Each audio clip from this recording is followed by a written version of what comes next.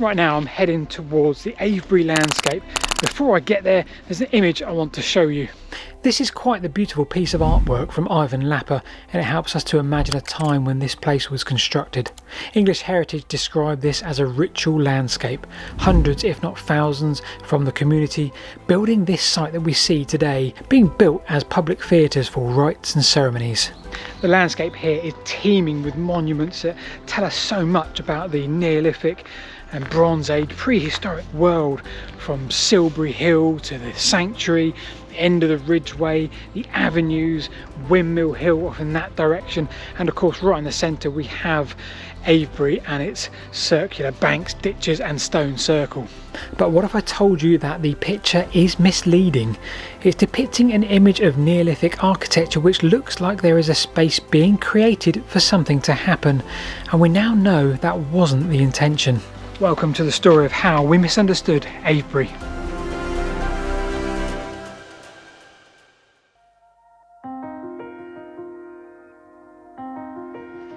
So just up ahead of me is the West Kennet Avenue, one of two avenues leading to or from Avebury Stone Circle and Complex. The horizon almost hides Avebury from this distance, and in truth I'm probably already in the avenue itself. Although there's no stones here, there would have been 100 pairs of stones leading from there all the way down here, all the way through into the sanctuary. 1.5 miles, 100 pairs of stones. Now there appears to be no logic in its course. It doesn't follow the contours, it zigzags a little, so maybe it respected sort of buildings and places that were here before its construction. Now this almost adds up, because some recent archaeological digs here found something quite staggering. Around about here. Now the man largely responsible for Avebury looking like it does today was Alexander Keller. He purchased bits of the site, he excavated and put a lot of the stones back up to as we see them today. He did a heck of a lot here, but sadly the Second World War stopped play for him. Now one of the sites he excavated was here in the Southern Avenue, perhaps towards the top of the horizon just up there, and he found lots of flints and pottery, and he came to the conclusion that people lived there. So people lived where the avenue was today. And he came to the conclusion that this date of this was very late Neolithic, so about the time immediately before we see the construction of Avebury as we see it today. It turns out he was wrong. We now know those finds were 600 to 800 years prior to Avebury being in the form we see it today. So what was going on here? The quality of his finds were exceptional and fresh. From an area that was ploughed significantly, this is quite odd. So recent archaeological revisited this site and tried to understand what exactly was happening here. In a single 1 metre squared they found over 300 pieces of worked flints and ceramics. Now the staggering part is that this was all in the position it was originally dropped, with one exception, that was the height of its position. Worm action had deflated the soil elevation and preserved it from the plough. So from that they could build a picture of what was going on here with relation to the habitation in this area, the early and middle Neolithic, before these monuments were being built. But that wasn't the only thing, you see, because a lot of these flints, they came here as finished units, but they were also from all over the UK, from Devon, Lincolnshire, Yorkshire, Windsor. So what exactly was going on here before these monuments were being built? Around 3200, 3000 BC, people were travelling from afar. So this is the very famous West Kennet long barrow, built in 3650 BC and used for around 1000 years. To the east we have the yet to be excavated East Kennet long barrow hiding in the clump of trees, but we aren't interested in either of those now. What we're interested in is halfway between the two.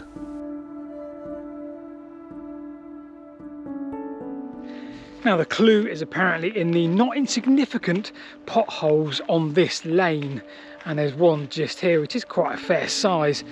Now in 1987 Alistair Whittle conducted some archaeology in this very landscape between the two long barrows. He found a circular feature. Now, he didn't do any excavation on it at the time. He was more concerned about various palisades in the area, but that circular feature did lead Cotswold Archaeology to do some excavations of their own in more recent times. They found within this circle a rectilinear structure, huge post holes 3 metres deep and 1 metre in diameter. This was huge. This was akin to Woodhenge or the Sanctuary. Now, there was some evidence of settlement around the periphery of this site. But here is the fascination, and here is the first hint that we may have completely misunderstood this landscape and the monuments within them, and above all, their purpose. Now, when the structure had decayed, whatever this structure was, well, it was then encased by the circular henge. This building was in some way hugely important to the decree that it now became a site where people would bury their dead, because pit digging had taken place over the footprint of the structure, including one into one of the principal post holes. They were marked with significant size sarcens. Now, the bottom of one of these pits, there was a lump of granite they found, 100 kilos, and the specific type of granite they found, well, that could only have come from Northumbria. So once again, we have people here travelling from all around. Now, the excavation had to stop because at the bottom of one of these pits, a void opened up. That probably explains the nature of this trackway along here. Now, you may be wondering why all this relates to Avebury. We'll come back to that very shortly, but it's important to remember that the circular feature found here was at the same time as Avebury had started to be constructed. I do get the impression that what we're left with today in the landscape, whether it's Avebury, Stonehenge, Silbury, West Kennet, Longbarrow, I get the impression that it's just a tiny fraction of what was here. In some ways, that's a crying shame, because we are piecing so much of this together from this tiny fraction. Imagine the henge I've just left. Imagine that in situ now. Imagine what level of popularity that would have in the landscape and what that would mean for our understanding of those times. Now, I've given you a couple of hints as to where this story might be going. As I head back towards the Avebury complex, it might be worth us considering what the antiquarians of old thought, because although they're often quite amusing, they do give us some important nuggets of information. Walter Charlton, born 1622 and a member of the Royal Society, was appointed to physician of King Charles I, a position which came to an abrupt end in 1649. He carried on with various positions and research within that field until a day in 1661 when this took an unexpected turn: stone circles. He became obsessed, and after a few years' work into this, he presented to the Royal Society a request to do some archaeology at Avebury. And why? Because he declared under the big old triangular stone you'd find a Danish king. Now, I don't want to mock the good Walter here, because he did do something really useful for us. He nominated John Aubrey for membership of the Royal Society. Gorgeous Bronze Age barrow hidden in the trees just there. Now, John Aubrey was said to have a really good young mind, a really inquisitive mind. At the age of 22, he was wandering all about the Avebury complex and the landscape surrounding it, and in large part he disagreed with our friend Walter. Now, Aubrey undertook a detailed and systematic look at Avebury. All of the stones that were there, he measured distances, he undertook everything he possibly could to document it, and we're really grateful he did that, because 350 years ago it looked very different to what it did now. That look then wouldn't last. Aubrey suggested these monuments were of Druidic design and construction, so perhaps Aubrey wasn't a million miles out with those beliefs, depending on what era of Druid worship he believed the monuments to lie in. But either way, he cared for the place, and in 1685, when he heard one of the stones had fallen and broken in two, he rushed to see it for himself. He wasn't alone for his love of this place. Finally, we have William Stukeley, who we really should mention. He really loved this place and the connection with the surrounding landscape. His work in the 1720s was instrumental for us today in knowing how Avebury looked back then. Now, Stukeley had some odd beliefs. The world started in 4004 BC. Great Britain was God's chosen nation. Beautiful view that we've got from up here. You can see the West Kennet Avenue. He believed that and Avebury was this depiction of this serpent somehow. Not sure how he came to that conclusion, but for the time being, back on to Avebury. How exactly did we misunderstand it? Now when you first arrive in Avebury, you're struck by so many different things, not least the huge megaliths forming the vast circle we see today, the huge ditch and bank that form the henge, and then of course the road through the middle, complete with a village, a pub, a shop, and let us not forget 2 megalithic avenues. Now within the site of Avebury we do have 2 other monuments, 2 other things which are pivotal to today's story. Now we do know that Avebury was built in 2 phases, so there was a stage when it didn't look anything like this, but what we do see today and how it looks broadly today was constructed around 2500 BC. Now remember that date is quite important, 2500 BC. So let's start to consider what was here before. This is one of 2 stone circles, the inner circles of Avebury. There is one in the southern part and one in the north. Now along with the cove stone, we know these were constructed around 3100 BC to 3000 BC. So that's around about 500 or 600 years before everything you see in the outer part. Now this is quite staggering but also hugely important, because what else do we have in this landscape at that time? Well, we do have the first stages of Stonehenge, and we are now also slowly moving away from long barrows. Now there is a site a mile away to the northwest which plays a pivotal role in this and relates very closely. Let's go and take a look.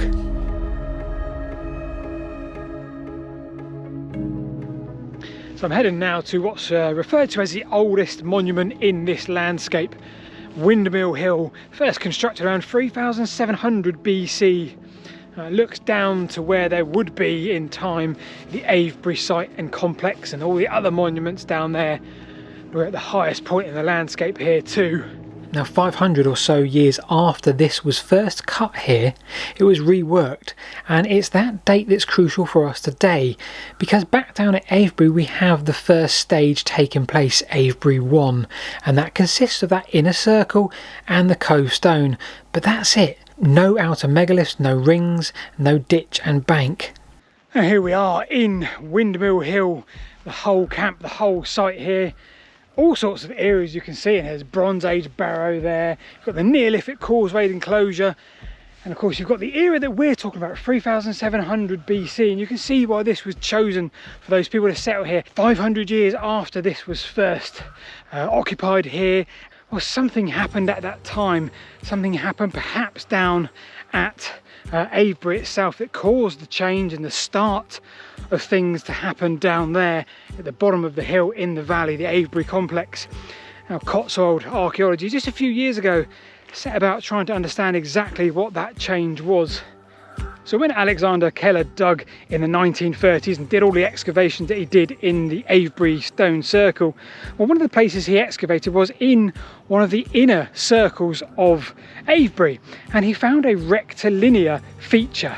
Now at the time he just dismissed this as a medieval cart shed of some kind, but it turned out it was so much more than that. It turned out that that feature would bring this whole story together and give us a new light on not just Avebury and the stone circle, but a new way of looking at many of the monuments built like that at the time. You see, this stone setting, this building, which was itself surrounded by a further stone square, it was lived in. Before all of this, before everything you see around us now, this place right here was a dwelling. And then it was remembered with a stone circle. It was memorialised. It became a focal point for the community. The house layout almost mimicked the stone setting by a quarter. Now we know that the building contained within this setting, well, we know that that compared really well to many other Neolithic dwellings at the time all around the country, so we know it was a building where people lived. So here we are now with this feature inside this square stone setting, inside a circular setting within this Avebury complex, which has yet to be built. Now we know that that must have had some important significance, maybe a lineage in the heritage within the landscape itself. That was what it was built for. That was the beginnings of Avebury as we first saw when this place here, Windmill Hill, changed. That began as it was commemorating that one single building. So back to the picture we started with, back to how we are often sold these places, one setting built with a design in purpose. Yet as with many monuments, this was phases and centuries long, and with the first setting here seemingly to memorialise a building, a lineage, it appears that maybe Neolithic building was not about creating a space for something to happen, but instead a monument responding to the quality and connotation of place.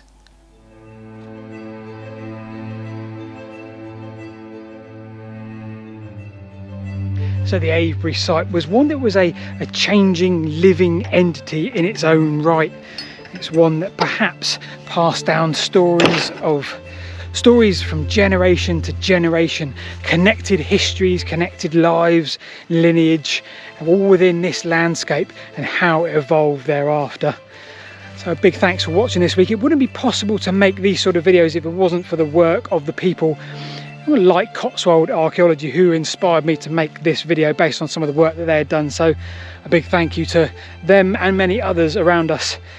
And if you like this story and you want to know a little bit more about Silbury Hill and the day it collapsed, then you need to watch this video just here. Or here. I think here. I'm not sure.